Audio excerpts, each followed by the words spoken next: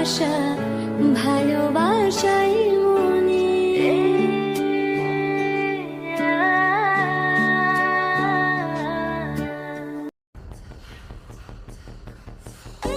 ലച്ചു,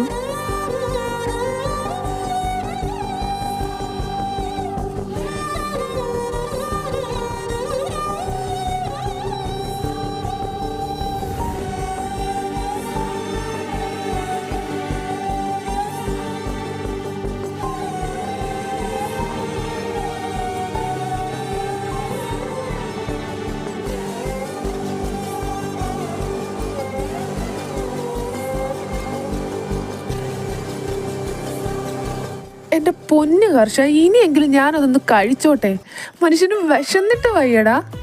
ഇതാ കഴിഞ്ഞു. നീ ഒന്ന് അനങ്ങാണ്ടിരിക്കേ.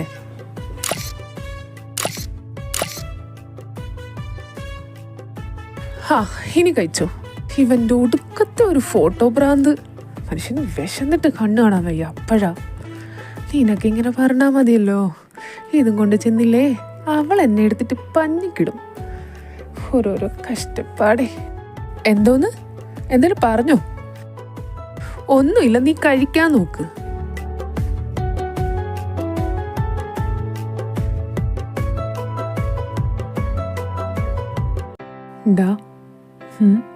അല്ല, ഞാൻ ആലോചിക്കുന്നത് അച്ഛനെയും കൂട്ടിയിട്ട് വീട്ടിലേക്ക് വരട്ടോ. അതിനിപ്പോ ആലോചിക്കാൻ എന്താ, നീ കൂട്ടിയിട്ട് വാ. അല്ല ആൻറ്റി, അതോർത്ത് നീ വിഷമിക്കണ്ട. എൻ്റെ അവളുടെ ഇഷ്ടാ, അമ്മയുടെ ഇഷ്ടം. അതുകൊണ്ട് തന്നെ അവൾക്ക് ഇങ്ങനൊരു താല്പര്യം ഉണ്ടെന്നറിഞ്ഞാൽ അതും നിന്നോട്, അമ്മയ്ക്ക് പ്രത്യേകിച്ച് എതിർപ്പൊന്നും ഉണ്ടാകത്തില്ലെന്നാ എൻ്റെ മനസ്സ് പറയുന്നേ. പിന്നെ നീ എന്തായാലും അങ്കിളിനെയും കൂടി വീട്ടിലേക്ക് വാ, നമുക്ക് കാര്യങ്ങളൊക്കെ സംസാരിക്കാം. ആൻറ്റീനി നോ പറഞ്ഞ അവളാണെങ്കിൽ ഞാനല്ലേ നിൻ്റെ കൂടെ ഉള്ളേ. പിന്നെ നീ എന്തിനാ പേടിക്കുന്നേ? നീ കൂടെ കാണുമെന്ന് എനിക്കറിയാം. പിന്നെ നീ പറയുന്ന പോലെ പേടിച്ചിട്ടല്ല. പക്ഷേ അമ്മനോ പറയത്തില്ലടാ, ഞാനല്ലേ പറയുന്നേ. നീ ഒന്ന് സമാധാനമായിട്ടിരിക്കുക.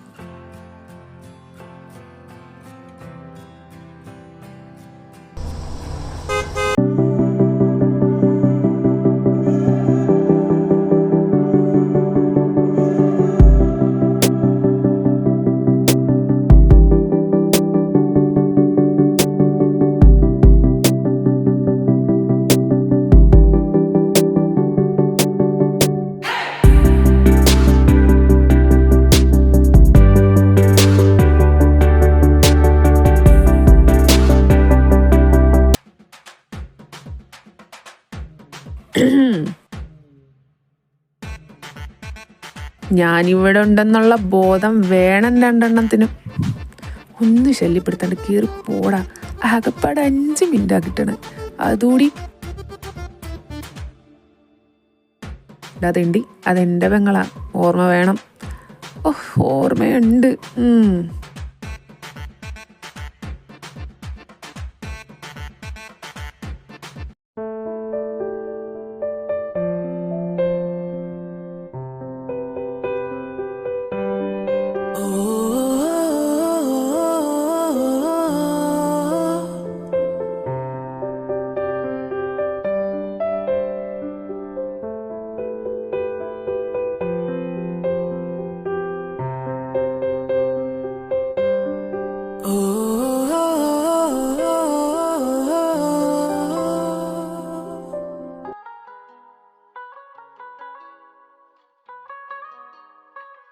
ഹർഷൻ വന്നില്ലേടാ? വന്നമ്മ. അവന്റെ പുറത്ത് വേദെടുത്ത് സംസാരിച്ചോണ്ടിരിക്കുക. അവൻ കേറുന്നില്ല അകത്തോട്ട്. അമ്മ ചോദിക്ക്, ഞാൻ ഇതൊന്ന് മാറട്ടെ. ഇതെന്താ ആദ്യമായിട്ട് കാണുന്ന പോലെ ഇങ്ങനെ നോക്കുന്നേ? എന്തേ, എനിക്ക് എന്റെ പെണ്ണിനെ നോക്കൂടെ? ഇങ്ങനെ നോക്കുന്നതേ അമ്മ കണ്ടിട്ട് വന്നു കഴിഞ്ഞാൽ ആ കണ്ണ് രണ്ടും കുത്തിപ്പൊട്ടിക്കും. ആണോ? എങ്ങനെ നോക്കുന്ന കണ്ടിട്ട് എന്റെ കണ്ണ് കുത്തിപ്പൊട്ടിക്കാൻ വന്ന? അപ്പൊ ഞാനിങ്ങനെ അടുത്ത് നിൽക്കുന്ന കണ്ട? ഹർഷേട്ടാ കളിക്കല്ലേ, ഇത് പുറത്താന്നുള്ള ബോധം വേണം. അമ്മ കണ്ടിട്ട് വന്നിട്ട്. കാണട്ടെ, എന്നായാലും കാണണ്ടേ അല്ലേ? ഓഹോ, അത്രയ്ക്ക് ധൈര്യമുണ്ടോ? എന്തേ, നിനക്ക് സംശയമുണ്ടോ? என்னை உறங்க வைக்க நீ இல்லை.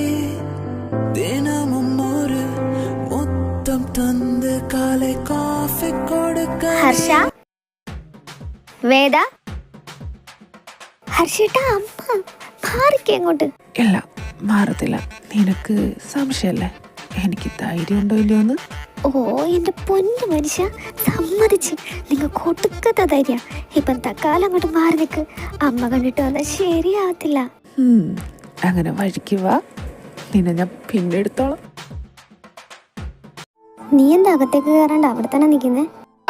അത് വേറൊന്നുമല്ല ആൻറ്റി. ഇപ്പം തന്നെ ഒരുപാട് ലേറ്റായി. ഞാൻ അവനെ ഡ്രോപ്പ് ചെയ്തിട്ട് പോവാന്നാ കരുതിയത്. പക്ഷെ വേദിയെ കണ്ടപ്പോൾ ഓരോന്ന് സംസാരിച്ച് ഹാ, അകത്തേക്ക് കേറിയ എന്തേലും കഴിച്ചിട്ട് പോവാം. ഇന്ന് നിനക്ക് ഇഷ്ടപ്പെട്ട കൂന്തൽ ഫ്രൈ ഉണ്ട്. ശരിക്കും ഇതൊരുമാതിരി വല്ലാത്ത ചെയ്തായി പോയി. കുറച്ച് മുന്നേ ഒന്ന് വിളിച്ച് പറഞ്ഞായിരുന്നെങ്കിൽ ഞങ്ങൾ പുറത്തൊന്നും ഫുഡ് കഴിക്കത്തില്ലായിരുന്നല്ലോ. അതിനിപ്പോ ഞാൻ അറിയുന്നു നിങ്ങൾ പുറത്തുനിന്ന് ഫുഡ് കഴിച്ചിട്ടാ വരുന്നേന്ന്. അങ്ങനെ ഒരു പതിവില്ലല്ലോ. ഇനിയിപ്പോ പറഞ്ഞിട്ട് കാര്യമില്ലല്ലോ. ഹാ, എന്തായാലും ഞാൻ ഇറങ്ങുക. ഇനിയും ഇവിടെ നിന്ന് ലേറ്റായാ അച്ഛനും മോളും എന്നെ അടിച്ചിറക്കിയിട്ട് കഥക് പൂട്ടും. അവസാനം പിന്നെ ഞാൻ പുറത്ത് കിടന്ന് ഉറങ്ങേണ്ടി വരും. അപ്പൊ ശരി. ഇങ്ങനെയുണ്ട് ഒരു പേടി. പിന്നെ പേടിച്ചല്ലേ പറ്റൂ, ജീവിച്ചു പോണ്ടേ. ശരിയെങ്കിൽ ഹാടാ.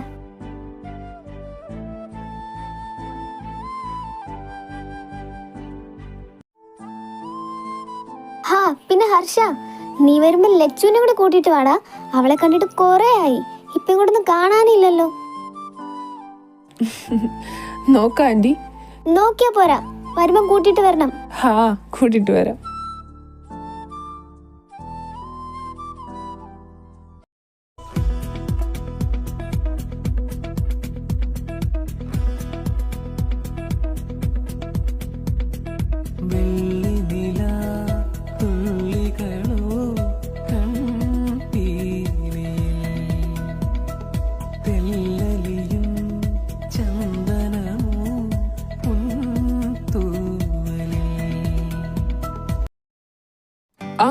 ആരിത്? പതിവ് പോലെ ഇന്നും ഭാര്യ കൊണ്ടാക്കിയിട്ടാണോ ഭർത്താവ് വന്നത്? ഹാ, വിശ്വനാഥൻ സാർ ഇവിടെ ഇരിപ്പുണ്ടായിരുന്നു, ഞാൻ കണ്ടില്ല. ഉറങ്ങാറൊന്നും ആയില്ലേ? ആ, നീ എന്നെ അങ്ങനെ ഉറക്കാൻ നോക്കണ്ട. നീ ആ വേദ കാണാൻ വേണ്ടിട്ടല്ലേ അവനെ ഒന്നും കൊണ്ടാക്കാൻ പോവാന്നും പറഞ്ഞിട്ട് അവന്റെ വീട്ടിൽ പോണത്? അയ്യേ, എന്തോന്നച്ചാ ഇത്? നിങ്ങളൊരു മോനോട് പറയേണ്ട വർത്താനാണോ മനുഷ്യ ഈ പറയുന്നേ? നീ ഇതിനും വേണ്ടി എക്സ്പ്രഷൻ ഇട്ട് ചാവാനും വേണ്ടിട്ട് ഞാനൊന്നും പറഞ്ഞില്ലല്ലോ. എന്നാലും നിങ്ങളൊരു തന്തയാണോ തന്റെ? ഒരു മോനോട് ഇങ്ങനൊക്കെ ചോദിക്കാൻ പാടുണ്ടോ? ഓഹോ, നിന്റെ എല്ലാ തോന്നിവാസത്തിനും കൂട്ടു നിൽക്കുന്ന ഞാൻ ഇപ്പൊ ആരായി? അല്ലേലും എനിക്ക് ഇങ്ങനെ തന്നെ വേണം. ഈ നാട്ടിൽ നിന്ന് പോയിട്ട് അന്യഗ്രഹത്തിൽ നിന്ന് പോലും നിനക്കൊരു വെങ്കൊച്ചിനെ കിട്ടത്തില്ല എന്ന് എനിക്കറിയാം. അപ്പൊ പിന്നെ ഇങ്ങനെയും ഒരു പെണ്ണിനെ കിട്ടിക്കോട്ടെ എന്ന് വെച്ചിട്ട് നിന്റെ തോന്നിവാസങ്ങളെല്ലാം കണ്ടില്ല കേട്ടില്ല എന്നും പറഞ്ഞിട്ട് നടിക്കുന്ന എന്നോട് നീ ഇത് തന്നെ പറയണം കേട്ടോ. നാളെ ആവട്ടെടാ, നിനക്കുള്ള പണി ഞാൻ തരാവേ. ആ വരുണിനെ ഒന്ന് കാണട്ട്. വേറെ ആർക്ക് കെട്ടിച്ചു കൊടുത്താലും അവന്റെ പെങ്ങളെ നിനക്ക് തരലെന്ന് പറയൂടാ. നീ നോക്കിക്കോ, എല്ലാം ഞാൻ നിനക്ക് സെറ്റാക്കി തരാം കേട്ടോ. നീ അങ്ങനെ ഇരുന്നോ. ഏയ് അച്ഛാ, ഡോണ്ടു, ഞാനൊരു തമാശ പറഞ്ഞല്ലേ. നിന്റെ ഒരു തമാശ ഞാൻ ശരിയാക്കി തരാം. അയ്യോ, അങ്ങനെ പറയരുത്. എന്റെ പൊന്നച്ഛനല്ലേ? അല്ലടാ, പൊന്നച്ഛനല്ല, തങ്കച്ചൻ. എങ്കിൽ തങ്കച്ച. അല്ല എന്റെ അച്ഛ, നിങ്ങൾ ഈ ഓൾഡ് തന്തവൈബ് കളഞ്ഞിട്ട് ഒന്ന് ന്യൂജനാവാൻ നോക്ക്. എന്തോന്ന്? ഓ എന്റെ അച്ഛ, ഒന്നുമില്ല. ഞാൻ ഇത് ആദ്യം വന്ന് അച്ഛനോടല്ലേ പറഞ്ഞത്. സാധാരണ മക്കളാണെങ്കിൽ ഇങ്ങനെ വന്ന് വല്ലത് പറയോ ഒന്ന് ചിന്തിച്ചു നോക്ക്. അത് തന്നെ എനിക്ക് നിന്നോട് ചോദിക്കാനുള്ളത്. ഏതേലും തന്തമാര് മക്കളുടെ ഇമാതിരി തോന്നിയാസത്തിനൊക്കെ കൂട്ടിക്കോടാ. അതില്ല, അല്ലെങ്കിലും അവരെല്ലാം പോലല്ലോ എന്റെ ഈ വിഷു റെയർ പീസ് അല്ലേ? Rare piece. അവന്റെ ഒരു റെയർ പീസ്. അതൊക്കെ പോട്ടെ. അല്ല, ലച്ചു ഉറങ്ങിയോ? അവളോ? ഉറങ്ങാനോ? ആഹാ, എന്ത് സുഖം കേട്ടപ്പം. ഉറങ്ങില്ലേ? നീ വരാണ്ട് ഞാൻ ഉറങ്ങുന്നു തോന്നുന്നുണ്ടോ കുട്ടാ? അതില്ലെന്നറിയാം, എന്നാലും ഞാനൊന്ന് ചോദിച്ചെന്നേ ഉള്ളൂ. ഓഹോ, അങ്ങനാണല്ലേ. ലച്ചു, നീ മെഡിസിൻ കഴിച്ചായിരുന്നോ? എന്താണ് മിസ്റ്റർ വിഷ്ണു അങ്ങനെ ഒരു ടോക്ക്? എന്തോന്ന്? വിഷ്ണുവോ? ഏത് വിഷ്ണു? അത് അച്ഛൻ. ആരുടെയോ mister Vishu, come to the point. അല്ല, അച്ഛൻ എന്തായിരുന്നു ചോദിച്ചേ? മെഡിസിൻ കഴിച്ചോന്ന്. നിങ്ങളുടെ മകളായ ഈ ലക്ഷ്മിക്കുട്ടി. ലക്ഷ്മിക്കുട്ടിയാ? ഇവനിത് ലക്ഷ്മി വിശ്വനാഥ് എന്ന ഈ ഞാൻ വിശ്വനാഥല്ലേ? ആണ്. അതിനകത്ത് ആർക്കും സംശയമൊന്നുമില്ലല്ലോ. ലക്ഷ്മി വിശ്വനാഥ് എന്ന ഈ ഞാൻ സത്യസന്ധയും കൃത്യനിഷ്ഠയും പിന്നെന്തായിരുന്നു? അല്ല, നീ ഇപ്പൊ എന്തുവായി പറഞ്ഞു വരുന്നേ? അത് പിന്നെ ഞാൻ കൃത്യമായിട്ട് ടാബ്ലറ്റ് കഴിച്ചായിരുന്നു, അതാ പറയാൻ വന്നത്. ഇതാ നിന്റെ അടുത്ത് ഞാൻ എപ്പോഴും പറയുന്നേ, നേരത്തും കാലത്തും പോയി കിടന്നുറങ്ങിയില്ലേ ഇതുപോലെ വന്ന് നിന്ന് പിച്ചുമ്പയും പറയേണ്ടി വരുമെന്ന്. ഓ, ഏത് പോലീസുകാരനോ ഒരു അബദ്ധം പറ്റാത്ത? അത് ഞാൻ കൃത്യമായിട്ട് ടാബ്ലറ്റ് കഴിച്ചെന്ന് പറയാൻ വന്നതാ. എൻ്റെ കയ്യിൽ നിന്ന് പാളിപ്പോയി. അതിനിങ്ങനെ കളിയാക്കേണ്ട കാര്യമില്ല കേട്ടോ. നീ മെഡിസിൻ കൃത്യമായിട്ട് സമയം കഴിക്കില്ലേ? വേറെ ആരെങ്കിലും ആയിരുന്നെങ്കിൽ പിന്നെ വിശ്വസിക്കായിരുന്നു. ലച്ചു, സത്യം പറഞ്ഞു, നീ കഴിച്ചോ ഇല്ലയോ? ഞാൻ ഇപ്പൊ റൂമിൽ പോയി നോക്കും. കട്ടിലിനടിയിലോ ഷെയ്ഡിന്റെ മണ്ടയിലോ എങ്ങാണ്ട് നീ എടുത്ത് കളഞ്ഞിട്ടുണ്ടെങ്കിൽ നോക്കിക്കോ. എന്താ മിസ്റ്റർ വിഷു ഇത്? എന്നെ ഒരുമാതിരി വിശ്വാസം ഇല്ലാത്ത പോലെ.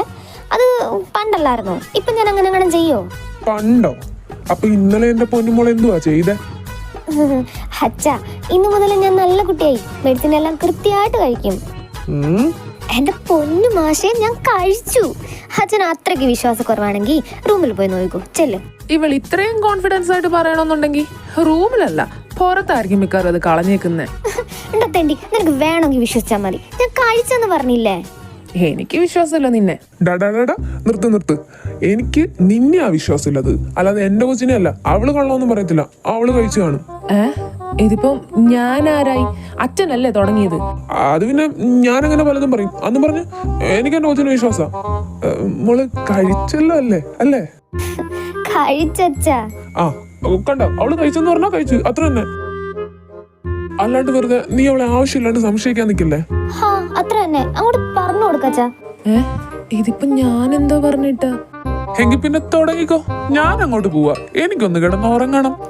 ശരിയാ. പ്രായം കുറെ ആയില്ലേ, അതുകൊണ്ട് നേരത്തും കാലത്തും പോയി കിടന്ന് ഉറങ്ങാൻ നോക്ക്. ചെല്ല്.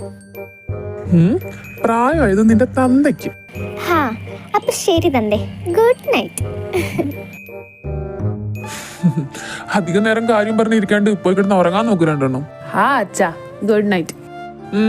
Good night. ഇനി പറ. എന്ത്? കളിക്കാണ്ട് പറ ഹർഷ. അറിയാനിട്ട് എന്റെ പൊന്നുമോക്ക് എന്തേ ഉറക്കം വരുന്നില്ലേ? തെണ്ടി, ഇത്രക്ക് ജാട കാണിക്കാൻ പാടില്ല കേട്ടോ. നിന്റെ പിന്നാലെ ഇങ്ങനെ വരുന്നുണ്ടല്ലേ, എനിക്ക് കേക്കണ്ട. അപ്പോഴോ നീ പറയണ്ട എൻ്റെ അടുത്ത്. പോ. ഇങ്ങനെ പെണങ്ങല്ലേ? ഇല്ല, പെണങ്ങും. നീ എൻ്റെ അടുത്ത് മിണ്ടണ്ട. ഇതിന്റെ വല്ല കാര്യമുണ്ടോ നിനക്ക്? അവന്റെ അടുത്ത് വിളിച്ച് സംസാരിച്ചാ പോരെ? ഞാൻ കണ്ണേട്ടനെ വിളിച്ച് സംസാരിക്കണല്ലേ? എന്തുവാടാ നീ പറയുന്നേ? നീ എന്താ ഒന്നും അറിയാൻ വയ്യാത്ത പോലെ? എനിക്കാണെങ്കിൽ അങ്ങേറെ മുന്നിൽ നേരെ നിൽക്കാനുള്ള ധൈര്യം പോലും ഇല്ല. അപ്പോഴാ ഞാൻ ഇനി വിളിച്ച് സംസാരിക്കാൻ പോണേ. അത് ശരിയാ, അത് ഞാനങ്ങ് മറന്നുപോയി കേട്ടോ. നിനക്ക് എന്റെ അടുത്ത് ഇതുപോലെ കിടന്ന് വായിട്ടലക്കാനല്ലേ അറിയത്തുള്ളൂ. എന്റെ പൊന്നു ലച്ചു, നീ അവനെ കാണുമ്പോ എന്തിനാ ഇങ്ങനെ സൈലന്റ് ആവുന്നേ? ഇനിയെങ്കിലും നിനക്ക് അവനോട് നേരിട്ട് പറഞ്ഞൂടെ നിനക്ക് അവൻ ഇഷ്ടാണെന്ന്? അല്ലെങ്കിൽ ഞാൻ പറയാന്ന് വെച്ചാ നീ അതും സമ്മതിക്കത്തില്ല. ഇതെന്തോ ഭാവിച്ചാ? ഈ പോക്ക് പോവാണെങ്കിൽ മിക്കവാറും വേറെ ഏതേലും പെൺപിള്ളേർ അവനെ കൊത്തിക്കൊണ്ടുപോകും. അവസാനം ഇവിടെ കിടന്ന് കരയാൻ നിക്കല്ലേ? അതിന്റെ ലക്ഷണങ്ങളൊക്കെ കാണുന്നുണ്ട്. എന്ത് ലക്ഷണം? ആ നിത്യല്ലേ നിന്റെ ഫ്രണ്ട്, അവന്റെ അമ്മായിയുടെ അമ്മാവന്റെ മാമിയുടെ മോള്, അവളും അവനുമായിട്ട് എന്തോ ഒരു ചുറ്റിക്കളി ഉണ്ടോന്ന് എനിക്കൊരു സംശയമില്ലാതില്ല. ഹർഷ, നീ ആരെ കുറിച്ച് വേണേലും എന്ത് വേണേലും പറഞ്ഞു. നിത്യ തൊട്ട് കളിക്കണ്ട. അവളെന്റെ ബെസ്റ്റ് ഫ്രണ്ടാ. വെറുതെ ആവശ്യമില്ലാത്ത കാര്യങ്ങൾ നീ പറഞ്ഞൊപ്പിക്കല്ലേ. അല്ലെങ്കിലും ഞാൻ അവളെ കുറിച്ച് എന്ത് പറഞ്ഞാലും നീ വിശ്വസിക്കാൻ പോകുന്നില്ലെന്ന് എനിക്കറിയാം. നിനക്ക് എന്താടാ അവളടുത്ത് ഇത്ര പ്രശ്നം? അത് മാത്രല്ല, അവക്കറിയാലോ എനിക്ക് കണ്ണേട്ടനെ ഇഷ്ടാണെന്ന്. എന്നിട്ട് അവൾ അങ്ങനെ ചെയ്യോ? നിനക്ക് വെറുതെ തോന്നുന്നതാവും. അല്ലെ തന്നെ അങ്ങനെ എന്തെങ്കിലും ഉണ്ടെങ്കിൽ കണ്ണേട്ടൻ അത് നിന്റെ അടുത്ത് പറയത്തില്ലേ? എനിക്ക് അവളുടെ അടുത്ത് എന്ത് പ്രശ്നം? പിന്നെ അവള് ജെന്യൂൻ ആണെന്ന് എനിക്ക് തോന്നിയിട്ടില്ല, അതുകൊണ്ട് ഞാൻ നിന്റെ അടുത്ത് പറഞ്ഞു, അത്രേ ഉള്ളൂ. പിന്നെ നീ പറഞ്ഞ പോലെ അവൻ അങ്ങനെ എന്തെങ്കിലും ഇഷ്ടമുണ്ടെങ്കിൽ മറ്റാരെക്കാളും മുന്നേ അവൻ അത് എന്നോട് പറഞ്ഞിരിക്കും. പക്ഷെ ഇപ്പൊ കുറച്ചു നാളായിട്ട് അവന്റെ രീതികളിലൊക്കെ ആകെ ഒരു മാറ്റം. എന്നെ കാണുമ്പോൾ സംസാരിച്ചുകൊണ്ടിരുന്ന കോള് പെട്ടെന്ന് കട്ടാക്കുക, മാറിപ്പോയി എന്ന് സംസാരിക്കുക, നൈറ്റ് വിളിച്ചാലോ ഫുൾ എൻഗേജ്ഡ് ആയിരിക്കും. അത് മാത്രല്ല, ആ പെങ്കൊച്ചിന്റെ ചില സമയത്തെ പെരുമാറ്റം കാണുമ്പോഴേ എന്തോ ഒരു സ്പെല്ലിംഗ് മിസ്റ്റേക്ക്. നിന്റെ വേദയുടെ കാര്യം കണ്ണേട്ടൻ അറിയുന്നതിന് മുമ്പ് നീ ഇങ്ങനൊക്കെ തന്നെ അല്ലായിരുന്നോ വേദ എടുത്ത് ഫോണിൽ സംസാരിച്ചോണ്ടിരുന്നത്? അപ്പൊ അത് വെച്ചിട്ട് നിനക്ക് തോന്നിയതാവും. എന്റെ ലച്ചു, ഞാൻ ഇതൊക്കെ കാണിച്ചു കൂട്ടിയത് എപ്പോഴാ? വരുൺ എന്റെയും വേദയുടെ റിലേഷൻ അറിയുന്നതിന് മുന്നേ അല്ലേ? ഞാനിപ്പോ അവനെ ശ്രദ്ധിക്കുമ്പോഴെല്ലാം അവനും ഇതുപോലെ ഓരോന്നൊക്കെ കാണിച്ചുകൊണ്ടിരിക്കുക. അതിന് ഞാൻ എന്താ മനസ്സിലാക്കേണ്ടത്? അവനും എൻ്റെ അടുത്ത് നിന്ന് എന്തൊക്കെയോ മറച്ചു വെക്കുന്നല്ലേ. പക്ഷെ ഒരു കാര്യം, അവനായിട്ട് എൻ്റെ അടുത്ത് തുറന്നു പറയാത്തിടത്തോളം കാലം ഞാൻ അവൻ്റെ അടുത്ത് ഇതിനെക്കുറിച്ച് ചോദിക്കാൻ പോത്തില്ല.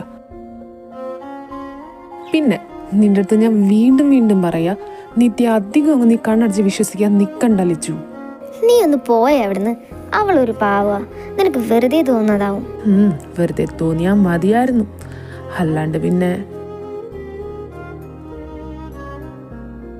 ലച്ചു, ഞാൻ സീരിയസ് ആയിട്ട് പറഞ്ഞതാടി, നിനക്ക് അവനോട് പോയി സംസാരിച്ചൂടെ? അതെന്തായാലും വേണ്ട. നിനക്കറിയാവുന്ന കാര്യല്ലേ, ഈശ്വരൻ എനിക്കുള്ള വിസ അടിച്ചു വെച്ചിട്ട് കാലം കുറച്ചായെന്ന്. അതെപ്പോ എന്റെ കയ്യിൽ കിട്ടുമെന്നും പറഞ്ഞ് നോക്കിയിരിക്കുമ്പോഴാ ഞാൻ പോയി ഇനി കണ്ണേട്ടൻ്റെ അടുത്ത് എന്റെ ഇഷ്ടം പറയാൻ പോണേ. ഒന്ന് പോടാ അവിടുന്ന്. ലച്ചു, എന്താ? നിന്റെ അടുത്ത് മുൻപ് പറഞ്ഞിട്ടുണ്ട് ഇമ്മാതിരി സംസാരിക്കരുതെന്ന്. അതൊരു സത്യല്ലേ? ഇന്നോ നാളെയൊന്നും പറഞ്ഞിരിക്കണം ഞാൻ പോയിട്ട് കണ്ണേട്ടനോട് എങ്ങനെയാ? ലച്ചു, നിന്റെ ഈ സംസാരം നീ ഇവിടെ നിർത്തിക്കോ. എത്ര പറഞ്ഞാലും നിനക്ക് മനസ്സിലാവത്തില്ല. സാമങ്കിള് പറഞ്ഞതല്ലേ, കുഴപ്പമൊന്നുമില്ല, ഇപ്പൊ എല്ലാം നോർമലായി ഓക്കെ ആയി വരുവാണെന്ന്. പിന്നെ നിനക്കെന്താ അത് വിശ്വസിക്കാൻ ബുദ്ധിമുട്ട്? ശരിയാ, ഡോക്ടർ അങ്കിള് പറഞ്ഞതാ 90% ഓക്കെ ആയെന്ന്. പക്ഷെ ഇനിയും ഉണ്ട് അവിടെ ഒരു 10%. ചിലപ്പോ ഇനി. ലച്ചു, എനിക്കറിയാം, അത് തന്നെ പറഞ്ഞത് എന്നെ സമാധാനിപ്പിക്കാൻ വേണ്ടിയിട്ടാണെന്ന്. ഇപ്പോഴത്തെ എൻ്റെ കണ്ടീഷൻ എന്താണെന്ന് എനിക്ക് തന്നെ അറിയാം. ഒരു പ്ലാസ്റ്റിക് അനീമിയ പേഷ്യൻ്റായ എനിക്ക് ബോൺ മാരോ ട്രാൻസ്പ്ലാന്റേഷന് വേണ്ടിയിട്ടുള്ള ഒരു ഡോണറെ പോലും ഇതുവരെ കിട്ടിയിട്ടില്ല. പിന്നെ എങ്ങനാടാ 90% ഓക്കെ ആണെന്ന് പറയുന്നേ? ലച്ചു, നീ ഇതെന്തൊക്കെയാ? ഈ ലച്ചു എന്നും സത്യം മാത്രമേ പറയൂ. നോക്കിക്കോ, ഒരു ദിവസം നിങ്ങളോട് ആരോടും പറയാണ്ട് ഞാനൊരു പോക്കങ്ങ് പോവും. ലച്ചു, ഇല്ല, നിർത്തി. ഈ സംസാരം ഇവിടെ നിർത്തിക്കോ. നീ ഇനി കണ്ണേട്ടനെ കുറിച്ച് പറ. എനിക്കിപ്പോ സൗകര്യമില്ല. നീ അവനെ തന്നെ വിളിച്ചു വരും ചെല്ലും, അല്ലെങ്കിൽ നിന്റെ നിത്യ ഉണ്ടല്ലോ അവളെ വിളിച്ചു വരും. ഹർഷ, നീ പോയ ലച്ചു, എനിക്ക് നല്ല ദേഷ്യം വന്നിരിക്കുക.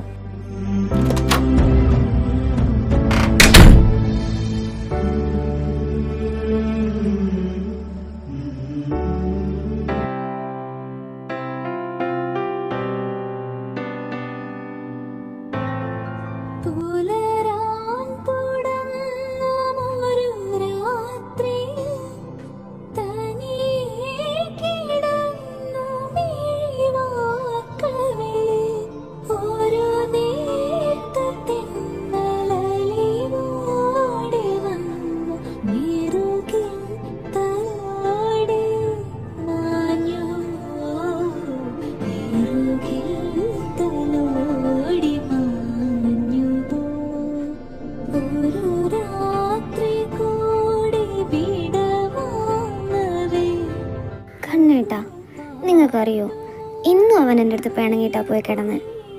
ഞാൻ സത്യമല്ലേ പറഞ്ഞത്, അവനത് ഉൾക്കൊള്ളാൻ പറ്റുന്നില്ല. അതാ അവൻ്റെ പ്രശ്നം. പിന്നെ ഇന്നവൻ പറയാ നിങ്ങളും നിത്യം തമ്മിൽ എന്തോ ഉണ്ടെന്ന്. പക്ഷെ ഞാനത് വിശ്വസിച്ചില്ല കേട്ടോ. അവളെൻ്റെ ബെസ്റ്റ് ഫ്രണ്ട് അല്ലേ. പിന്നെ നിങ്ങളെൻ്റെ കണ്ണേട്ടനും. നിങ്ങളെൻ്റെ ലൈഫിൽ വരുന്നതിന് എത്രയോ മുമ്പ് എൻ്റെ കൂടെ കൂടിയതാ അവള്. പിന്നെ നിങ്ങളെ എനിക്ക് ഇഷ്ടമാണെന്ന് ഞാൻ ആദ്യം അവളോടാ പറയുന്നത്. അവൾ എന്നോട് അങ്ങനെ എന്തെങ്കിലും ഉണ്ടെങ്കിൽ മറച്ചു വെക്കോ? പറകണ്ണേട്ടാ, മറച്ചു വെക്കോ? ഒരിക്കലും ഇല്ല അല്ലേ? നിങ്ങളുടെ കാര്യത്തിൽ എനിക്ക് ഏറ്റവും കൂടുതൽ ധൈര്യം തരുന്നത് അവളാ. നിങ്ങൾക്ക് അറിയാവോ കണ്ണേട്ടാ, എനിക്ക് നിങ്ങളെ എത്ര ഇഷ്ടമാണെന്ന്. പക്ഷേ ആഗ്രഹിക്കാൻ മാത്രമേ എനിക്ക് യോഗമുള്ളൂ. 7-8 വർഷം മുന്നേ ഹർഷൻ്റെ കൂടെ നിങ്ങളെ ഞാൻ ആദ്യമായിട്ട് കാണുന്നത്. അന്നവൻ നിങ്ങളെ അവൻ്റെ ഫ്രണ്ടാണെന്നും പറഞ്ഞ് എന്നെ പരിചയപ്പെടുത്തി തരുമ്പോൾ ഞാൻ അറിഞ്ഞില്ല നിങ്ങളെനിക്ക് ഇത്രയ്ക്ക് പ്രിയപ്പെട്ട ഒരാളായി തീരുമെന്ന്.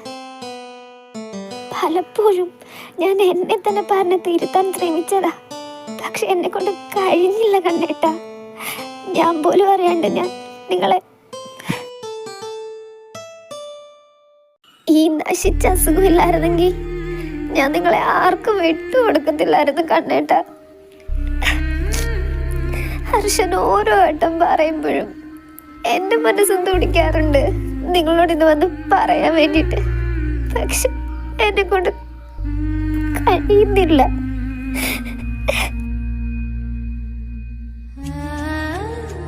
സത്യം പറഞ്ഞാൽ നിങ്ങളെ കാണുമ്പോൾ ഞാനൊന്നും പിന്നാണ്ട് നിൽക്കുന്നത് നിങ്ങളെ പേടിച്ചിട്ടല്ല, മറിച്ച് എനിക്ക് എന്നെ തന്നെ പേടിയായോണ്ടാ. ഒരുപക്ഷെ ഞാൻ പോലും അറിയാണ്ട് ഞാൻ നിങ്ങളോട് അടുത്ത ജന്മത്തിലെങ്കിലും എനിക്ക് വേണ്ടി ജനിച്ചേക്കണേ കണ്ണേട്ടാ. ഞാൻ കാത്തിരിക്കും.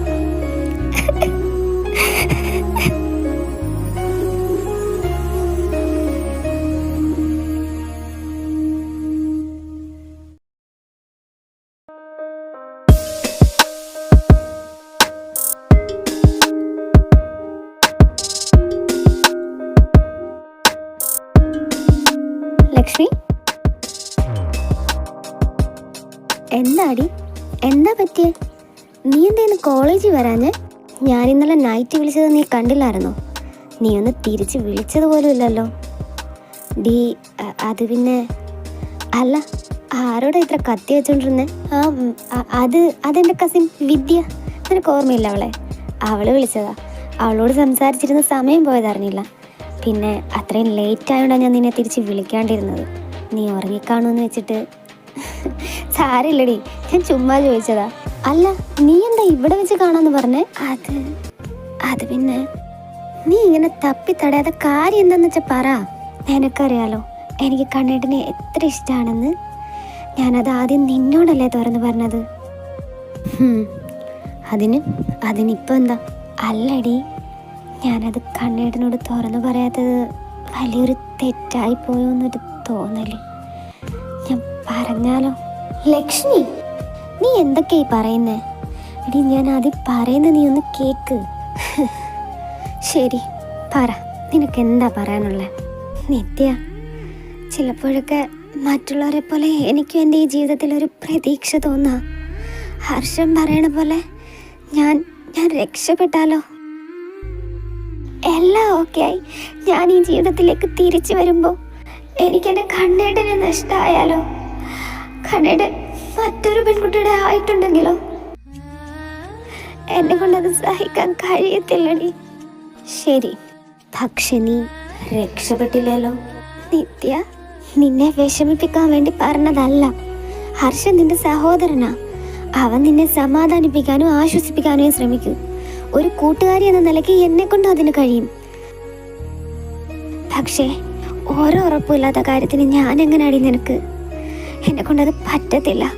റിയാലിറ്റി എന്താണെന്ന് നിനക്കും അറിയാം, എനിക്കും അറിയാം, മറ്റുള്ളവർക്കും അറിയാം. പിന്നെ എന്തിനാ ഇങ്ങനെ കണ്ണടച്ച് ഇരുട്ടാക്കാൻ ശ്രമിക്കുന്നത്? യാഥാർത്ഥ്യം എന്താണോ അത് അക്സെപ്റ്റ് ചെയ്ത് നിന്റെ കൂടെ നിൽക്കാനാണ് ഞാൻ ആഗ്രഹിക്കുന്നത്. അല്ലാതെ മറ്റുള്ളവരെ പോലെ നിന്നെ സന്തോഷിപ്പിക്കാൻ വേണ്ടി നിന്റെ മനസ്സിൽ ആവശ്യമില്ലാത്ത ആഗ്രഹങ്ങളും ആശകളും കുത്തി നിറക്കാൻ ഞാൻ തയ്യാറല്ല ലക്ഷ്മി. അത് മറ്റൊന്നും കൊണ്ടല്ല. ഞാനങ്ങനെ ചെയ്ത ഇവിടെ അവസാനം ഏറ്റവും കൂടുതൽ വിഷമിക്കാൻ പോണത് നീ തന്നെ ആയിരിക്കും. അതെനിക്ക് കണ്ടുകൊണ്ട് നിൽക്കാൻ കഴിയത്തില്ലടി. അന്ന് ഞാൻ പറഞ്ഞതല്ലേ അവനോട് പോയി സംസാരിക്കാൻ, പക്ഷെ നീ കേട്ടില്ല. ഇനി അതെന്തായാലും പറയണ്ട. ഒരുപക്ഷെ അവൻ്റെ ലൈഫിൽ മറ്റൊരു പെൺകുട്ടി വന്നിട്ടുണ്ടല്ലോ. നിത്യ, പറയാൻ പറ്റത്തില്ല ലക്ഷ്മി. നീ അവനെ ഇങ്ങനെ മനസ്സിൽ ഓർത്തിരിക്കുന്ന പോലെ അവനും ഓർത്തിരിക്കാൻ വേറെ ആരെങ്കിലും ഉണ്ടേലോ. നിനക്കിനി ചെയ്യാൻ പറ്റുന്ന ഒരു കാര്യമുള്ളൂ, അവനെ അങ്ങ് മറന്നേരം. നീ വെറുതെ ഇങ്ങനെ മനസ്സിൽ കൊണ്ട് നടന്നിട്ട്. നിത്യ, എനിക്കറിയാം നിന്നെ കൊണ്ട് മറക്കാൻ കഴിയില്ലെന്ന്. പക്ഷെ അതെനിക്ക് ഇഷ്ടമല്ല ലക്ഷ്മി. നിനക്ക് അത് വേറൊന്നും കൊണ്ടല്ല. നീ ഇങ്ങനെ ഒരിക്കലും നടക്കാത്ത ഒരു കാര്യത്തിന് വേണ്ടിയിട്ട് ഇങ്ങനെ കിടന്ന് വിഷമിക്കുന്ന കാണാൻ വയ്യാത്തോണ്ടാ.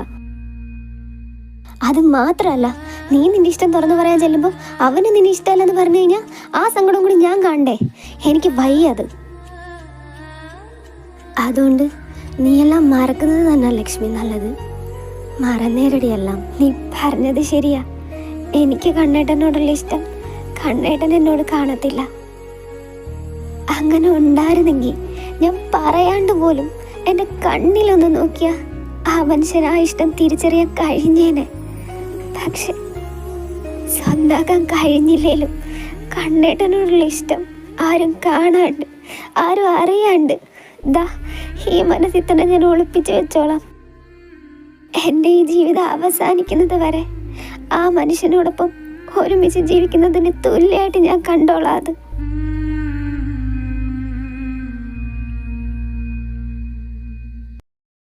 ലച്ചു, ഹർഷൻ, നീ എന്താ ഇവിടെ ചെയ്യുന്നേ? നീ കരയുമായിരുന്നോ? ഏയ് ഇല്ല. എന്തേ? ലച്ചു, ഇല്ലടാ. എന്താ? അല്ല, നീ എന്താ ഈ ടൈമിൽ ഇവിടെ? ഓഫീസിൽ പോയില്ലേ? പോയി. പിന്നെ ഇവിടെ അവനൊരു ചെറിയ ആവശ്യം ഉണ്ടായിരുന്നു, അതിന് കൂടെ വന്നതാ ഞാൻ. കൂടെ വന്നോ? ആരുടെ കൂടെ? വേറെ ആരുടെ കൂടെ? വരുണിന്റെ കൂടെ. കണ്ണേട്ടനും ഉണ്ടോ? എന്നിട്ട് പുള്ളി എന്തേ? ദേ,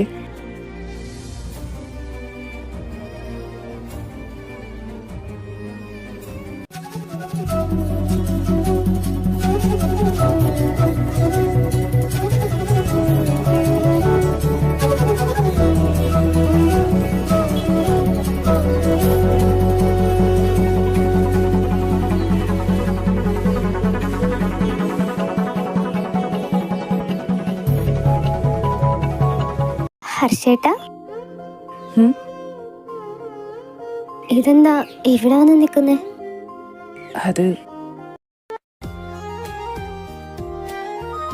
അതിങ്ങനെ ഓരോന്ന് ചുമ്മാ ആലോചിച്ച്.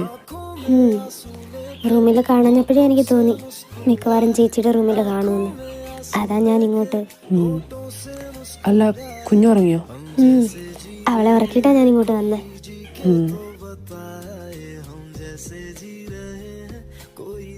ഹർഷേട്ടാ, നിങ്ങൾ ഇപ്പോഴും ഓക്കെ ആയില്ലേ? ഓക്കെ ആവാനോ? ഞാൻ